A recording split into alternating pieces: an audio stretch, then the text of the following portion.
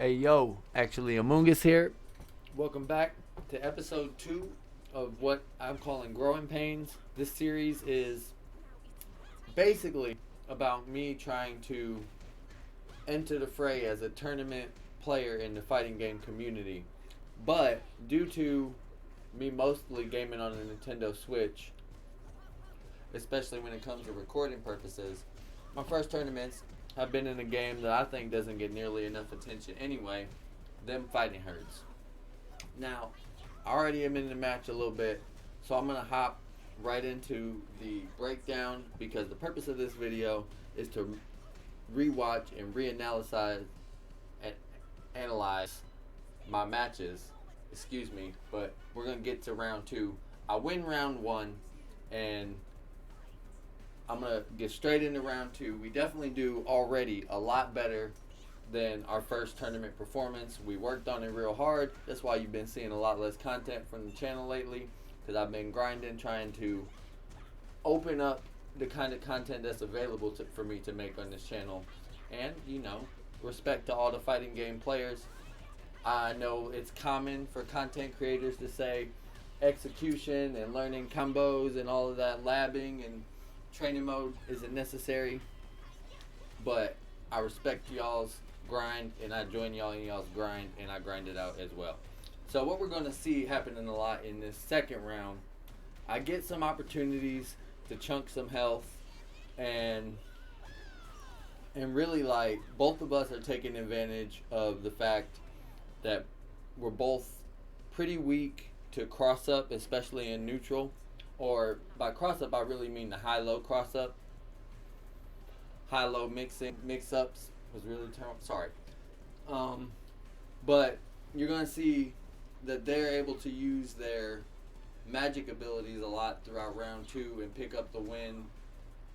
You will see them go for their Ashes attack pretty frequently once they have the magic built up to do it. Whereas my play style, especially because at this point it's the third game, I know what they kind of are trying to do. I'm seeing them in the air a lot. That's why you see me throwing out the missing cutlasses a lot. I'm just trying to get them to respect my space, not rush in with the jump and proceed to overhead into combo me into the corner. So we weren't able to do it in game 1. We end up losing the game 1 and my opponent comes out with a taunt. I try to use the opportunity to get me some magic. I end up getting hit for it, but don't take too bad of damage. And the early momentum goes to me. I get more damage than my opponent at least, get a little magic off, reset the neutral, where I even catch them making a mistake, but then I make one of my own, getting a little too greedy, whiffing on multiple attacks in neutral and getting comboed on as we proceed to go across the screen. And I like some of the work that my opponent's doing on this game. I like the grab there, although I do have to throw this out, no Johns, because my opponent played better than me. I feel like we also played a couple of games before the tournament of which they won more than I did. I'm not saying this by Johns, but when you see some kind of weird things coming out of my opponent, like crazy throws out of nowhere, getting the ash off over and over again on me, and this was said in the chat, which is more the reason why I'm bringing it up. My opponent was disqualified into the next as they were trying to play into the next round because their connection was so bad that the tournament organizer deemed that it was a competitive advantage. And I don't know the exact details of this. I believe it was discussed amongst the tournament organizer and the player, but from what I understand, it was that bad. However, you do see me tie it up, force to game 3 here, and they took game 1, so we have to kind of outplay from here on out. And or wait, Am I mistaken? Did they take game one? I think I took game one. Did I not? Because I kind of know what happens here. Oh wait, no, they take game one. I'm able to win 2 rounds, but this level 3 super is kinda the end of me. I do have a little bit of health remaining, but the way that I have to play from this point on is too much to come back from, truthfully. So we get thrown down into losers, where we go against another shanty player. They open up very aggressively. We try to chain up a few block strings, but as you can see, there's definitely still some holes in our defense as we're working towards improving our skills overall. And that's definitely a skill high on the priority list because it easily translates into every fighting game that I'm going to play. But my mix-up game is pretty strong in this match compared to the other shanty player, as well as my ability to follow through on longer combos. They get a little creative with the C-level cutlass, but as I said, the high-low mix-ups and just the more damage on my turn is definitely carrying me through round 1. Round 2, I back off a little bit, expecting that they're going to continue the aggressive approach. They mix me up some. I drop a combo. Pick it back up, and I believe I'm going to carry him to the corner here. Not quite in the initial combo, but a couple Cutlass Bs are going to help me get him into the corner here. They tech out of the corner, and honestly, I could have been punished for that super if they had remembered to block high. But they blocked the first hit and didn't block the overhead.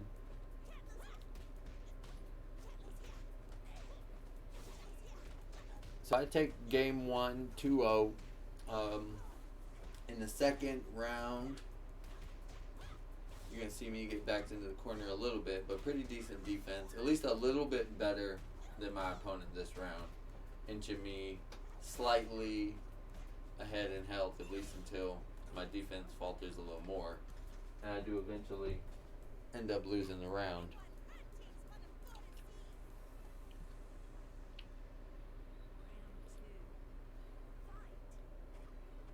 So in round 2, I know they're coming in fast. I jump back, wait for them to whiff, punish them into a big combo. Miss my cutlass, which was supposed to come out a lot quicker as a cancel from the heavy attack, which would have chained into a combo, added a little more damage, but it's all good. We're definitely getting a lot more large chunks than our opponent, who is pretty weak to any kind of mix-up. We go for the special here. They return the favor, but obviously we have a large health lead. So in my opinion, especially with knowing that they have won round 1, I think it would probably been a better play for my opponent there to save their bar. Maybe just try to outplay me for round 2, see if they can deplete my health, regular combos and such. And if it didn't work out for them, they would know that they have possibly up to 2 bars now, or at least close to it, to seal the deal and get game 3 going. So I'm going to play some neutral here against them.